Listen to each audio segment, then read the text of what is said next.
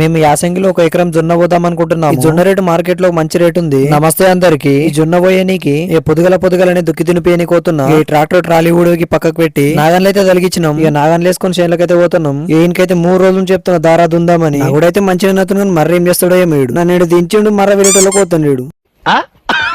ఇక చూసి రాని కథలు ఎట్లున్నాయి. ఏం రా అంటే అర్ధగంటలు నీ ముందు ఉంటా అంటుండు. ఇక మనం కూడా ఏం చేసేది లేక సల్ల షెట్ చూసుకొని ఇక వాడు వచ్చేదాకా షెట్ కింద కూర్చోవాలి. ఇక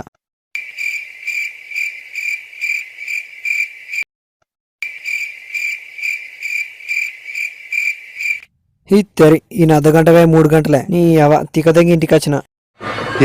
ఎందుకంటే ఏం చెప్తాం ఆకలైంది. ఇటు కొంచెం తినలో మర్ర ఫోన్ చేసి మళ్ళీ ఇక పరుగు ఇక్కడ పోయి చూస్తే ఇక్కడ మాదనుకొని మా పక్కకున్న దుంతోండు. ఇక వాని ముంగడుకో ఇది మనది కాదురా అయ్యా అని చెప్పిన. అయ్యో ఇంకొకటి మీకు తెలిసిన ఎక్కువ దిగుబడి వచ్చే జొన్నల పేర్లు చెప్పండి. మాక్సిమం అదే నీకు ట్రై చేస్తా. నాకెంత దిగుబడి వచ్చినాయి కూడా చెప్తా లాస్ట్ కు. ఇటు మెల్ల నడిపిస్తున్నా చెప్పేసి నేను నడిపిద్దామని ఎక్కిన.